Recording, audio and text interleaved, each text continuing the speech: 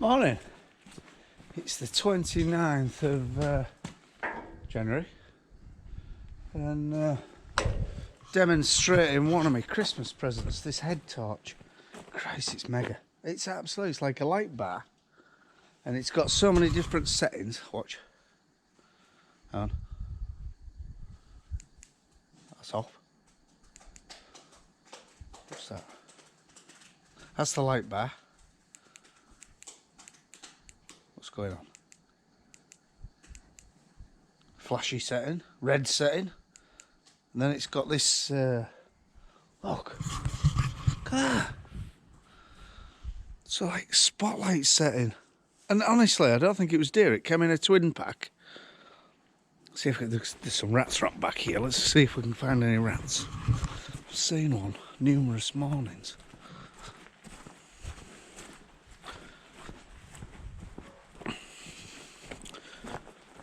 See that spotlight setting?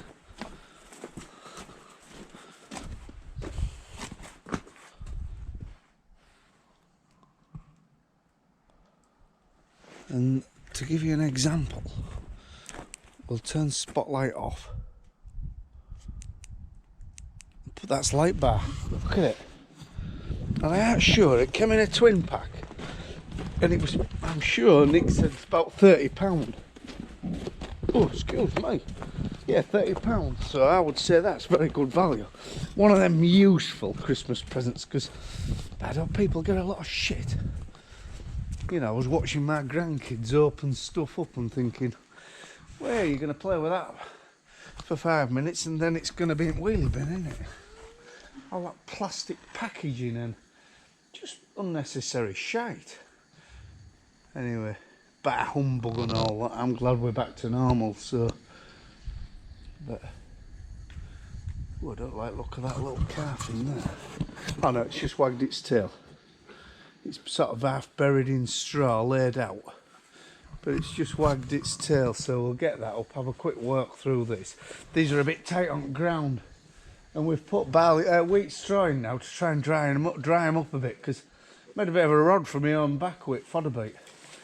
Been giving them fodder bait, and which is a little bit rotten and tender, and they're wading into it and they're doing fine, but it's made them shit through either needle. So this small area here, it's made very, very mucky. So hopefully tomorrow I'll be able to get a load of sawdust from a pal of mine and get it quite deep litter in sawdust, so it soaks up real well.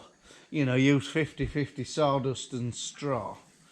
But bloody hell, I don't know, these cows. They just seem to be very close, but not that close. But look at her back end. You know, and she's bagging up, so she ain't going to be long. I mean, it's days. I think we're going to be very busy when it starts, but they're sort of fooling me. They're really fooling me as how close they are. But we're on now when the bull went in. So if I've got my dates right, it was on now. But a mate of mine said that these natives can be a bit sooner than a continental. So, but we'll see.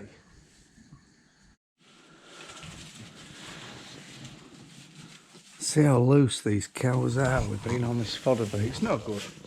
It's no good. I'm going to have to change the ration to a bit drier silage because we're just flushing all the nutrients through.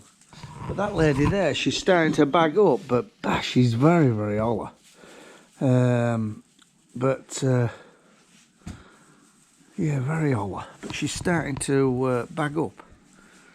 But they're filthy and all, you know, like it's causing me a lot of problems with muck as well.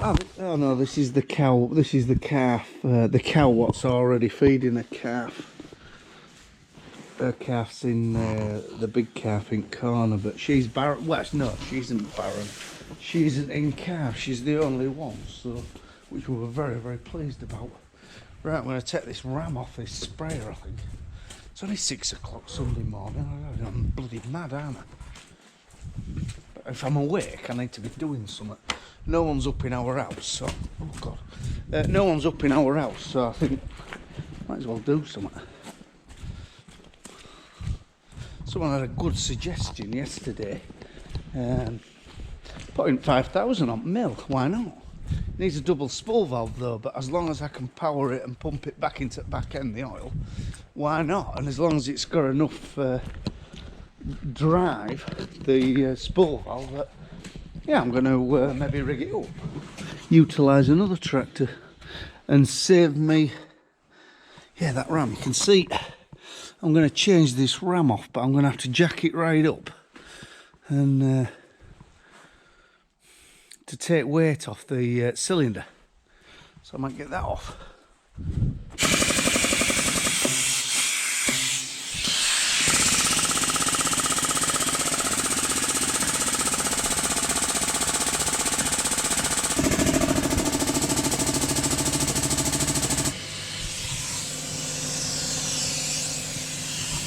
Don't know what, oh god, it's dripped on. It's only clean water.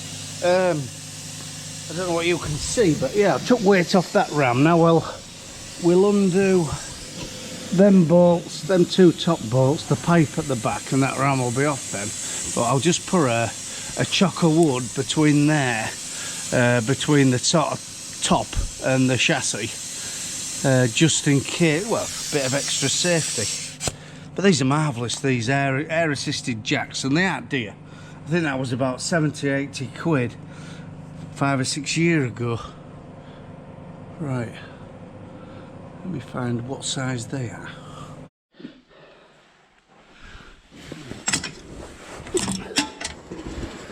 Right, we've took the top and the bottom off, and then let's take this pipe off what goes to an accumulator to add to a little bit of, to add to the suspension. You know, that's an accumulator that has like some kind of, a diaphragm in it. And it sort of gives you a little bit of movement in your oil, you see, to create a little bit of bounce to create your suspension, if I'm making any sense. I don't know what you lot can see, but to be honest, this head torch, honestly, I ought to be bloody sponsored by one company and another, because this is mega. Absolutely. I'm working here, and usually I have these Aldi head torch hats on, and they're good, but this has totally superseded that, and it's real comfy and all. But anyway, right, we'll take that pipe off, them two nuts out, and we'll have a ram in our hand, because actually it's I thought they were going to be pigs, because they'll have probably been in since maybe new. And anyway, everything's spinning freely, and I think they'll just finger tight poke out. But yeah, we'll just take that off now.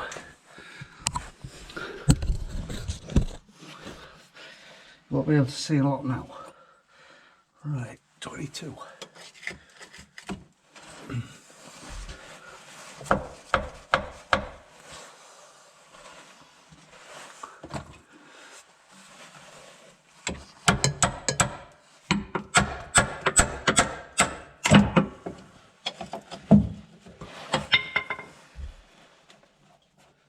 Yeah, there's no pressure in there at all, because I've got what oil's left in the ram. I've got that pressure off. I've got the pressure off by lifting it up at the back with the jack. But I've decided I didn't need a piece of wood at the back, because if it does come down, it only comes down 3 inch, which, yes, you could trap a finger, but it ain't going to kill you, because safety is paramount. And as you get older, you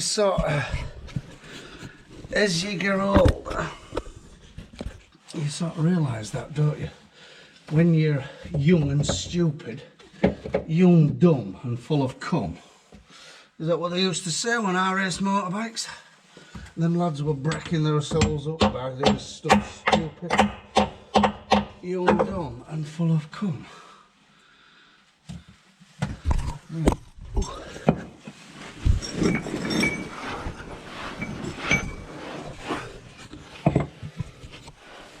This one might be a bit tighter than the top one.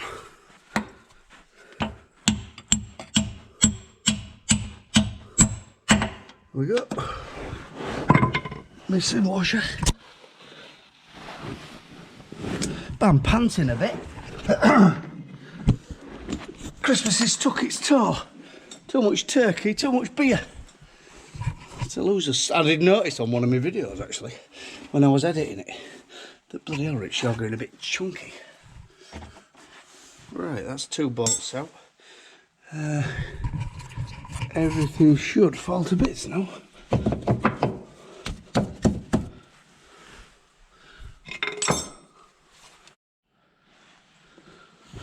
We've had to take wheel off, or I've had to take the wheel off, and we've come across a bit of a problem, and I don't really want to attack it on my own, so I'll wait till there'll be one of them in tomorrow to give us a hand. But everything's fairly slack in there, but there's a bush what goes in the sort of there, basically like a top link eye, and there's a bush right through, and I just want to put it on a Clayton Facebook site, Clayton Buggy Owners Facebook site. You know, the internet has got its uses. Any tips? But I would say, and probably someone will say, bloody, get it heated up and give it some punishment, like. But I don't want to heat it up while there's no one here. I mean, we'll just put a bit of gentle heat on there and there, and there and there. And then it might just release fairly easy, that bush there. But yeah, as I say, I'm buggering about on my own. I've got plenty of jobs to do before Nick gets up. I think she might be up now, but I'm going to go around all cattle now and get a few more jobs done. Beautiful sunset this side of the farm, look.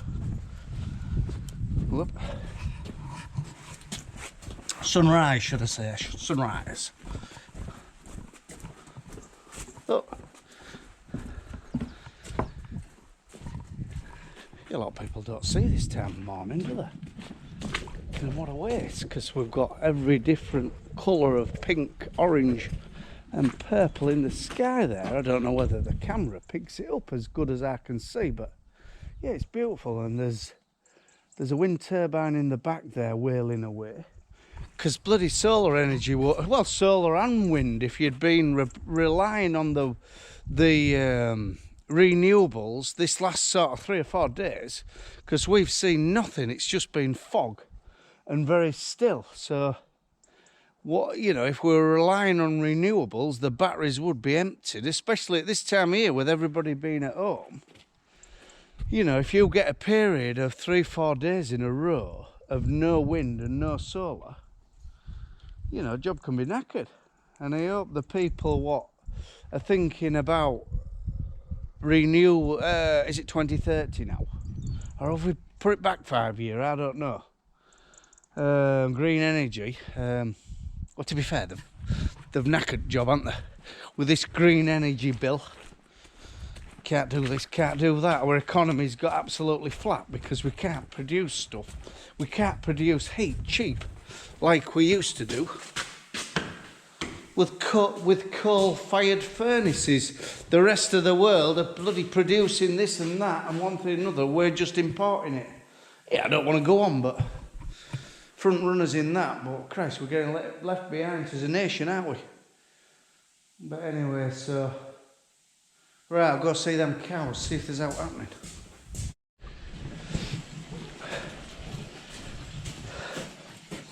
Could have had to get rid of my bloody hat. Mucky. His head's steaming. God, it's bloody bizarre. When we were putting lights in the shed with Tom the other day, and it was like 2 degrees and horrible grey, damp, foggy weather. And today it must be 10 degrees. It's like, you know, it's just bizarre how you get fluctuations in temperature so much. You don't seem to get a season. You get a bit of this, a bit of that now. Where when we were younger, we got like a lot of frost. Snow quite regular. Like, I'm only 51, but I've seen a definite change in weather. Got one of them horrible bales. It's a net wrap running. Come on, girls, what are you doing? Are you helping me push it out? Look, net wraps right through the bale, right through the core of the bale. So Go on, go buy these cows. There's just a few cows here, and they're just poorer than the rest. So, I don't know. I think I'm going to put them on fat ration, to be honest. I think I'm going to put them on same ration as what fat cattle are getting, and try and build them up, because some of them are getting close on calving, and they've got no reserves whatsoever, and they're very hollow. I mean, I don't want to get the calf too big, but come on, away, lads. Yeah, look, net wrap right way through it. Come on. Come on, girl. Yeah, it must have gone for about 20 yards. Putting net wrap on. And then, I can't remember doing it, but Oliver must have cancelled it, cut it, and then started making it into a 5-foot bale. Come on, girl, help me. Get on! Come on, girl. Come on. That's one problem with Herefords. They're very wooden.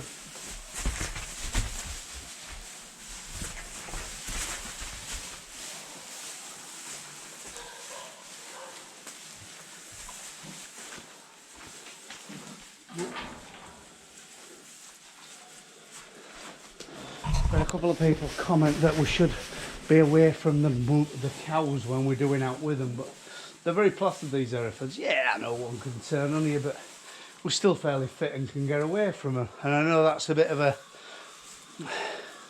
well, it's not a clever attitude, but you won't get outdone if you piss-balled about and did everything everyone said. But you know, we know them cows, what we're playing with their calves, taking their knackers off and ear tagging them, that they're fairly placid. And to be fair, we've never had one turn on us. I wouldn't trust the bull though. I wouldn't trust Warnie. Warnie's just a little bit playful, to say the least.